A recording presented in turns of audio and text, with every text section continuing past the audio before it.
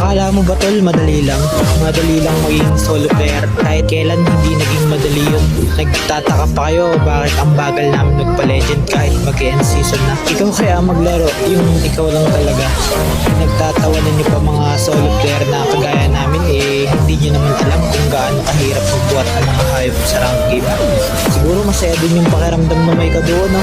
Yung hindi ka iiwan kahit anong mangyari. Kahit hindi ka ganun kalakas, sasamahan ka pa din.